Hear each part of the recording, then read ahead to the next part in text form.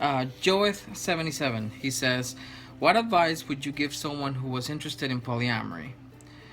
And do you guys ever run into problems between you all? Big pup hugs. Advice. Well, do you guys have any advice? I have some advice, but I don't want to be the only one that talks.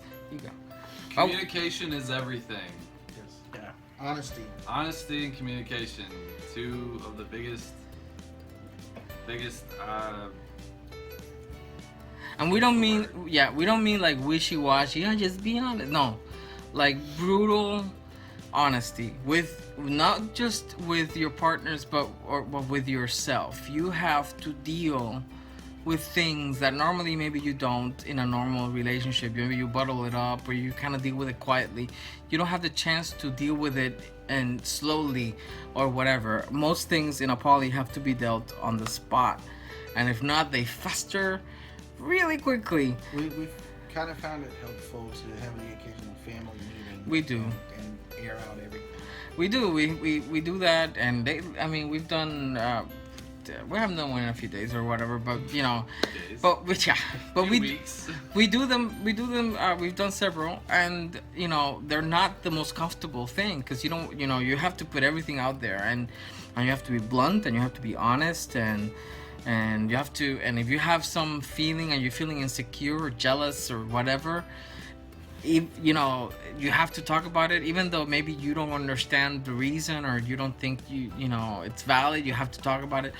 It's not easy, but you have to deal with all your issues on the spot and avoid as much as possible back channeling. There's a lot of things that in a monogamous relationship is just kind of on cruise control, but in a poly you have to do all those things. So I always tell people that one of the things in a poly is you have to want to be in a poly, especially in a poly like this. Like, it wouldn't work if these guys and me didn't honestly want this to work and honestly want to be with them. Like, if it was just for like, it's shits and giggles and let's see what happens, then it wouldn't work.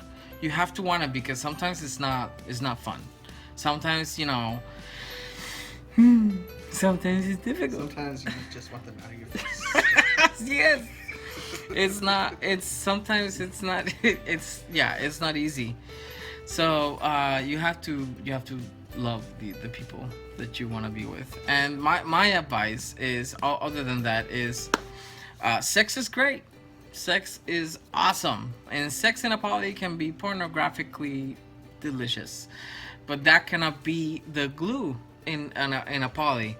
And as someone that has had this blog since 2011 and has always been an advocate for poly, I see a lot of polys and people, and a lot of polys talk to me and whatever. So, and not that it's become like a trend, but you see it more and more nowadays. You see a lot of polys, but you also see a lot of polys that they fizzle and then you don't see anything else.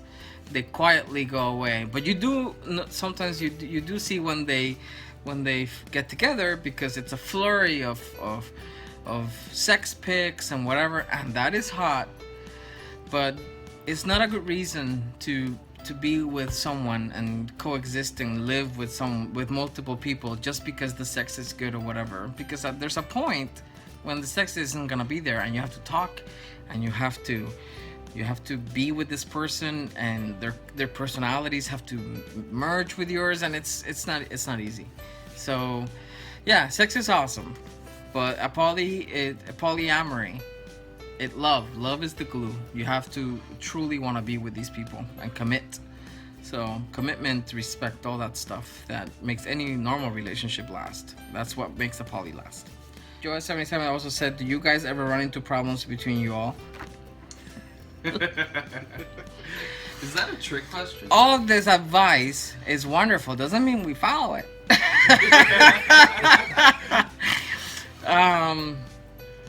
Well, there are occasionally times that we get at each other's throats. We do. I would say at least 9 times out of 10, we get at each other's throat, and then we take a moment to kind of get our shit together, and then talk it out and work out whatever the issue was.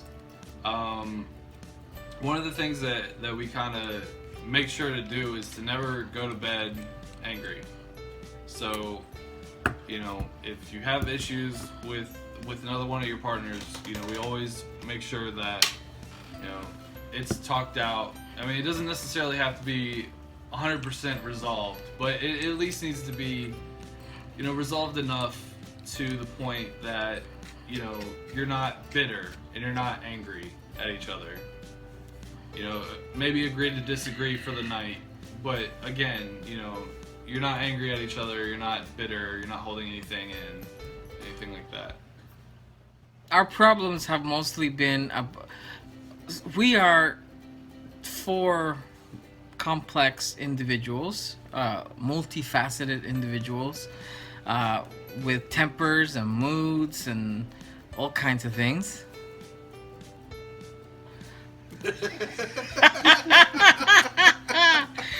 Some with more temper than others, and so, you know, dealing with those things. Oh, belly. Dealing with those things, and suddenly we have 50 more notes.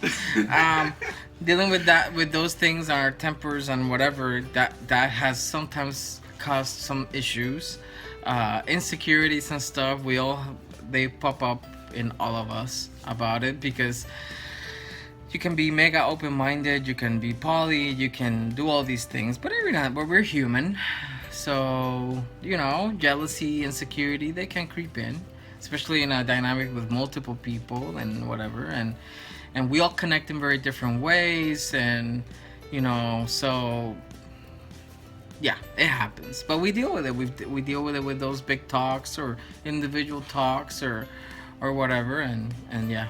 But those are the problems that we've had so far. So everything has been, so far we've worked it out. That was the end of part 2. Stay tuned for part 3. Okay.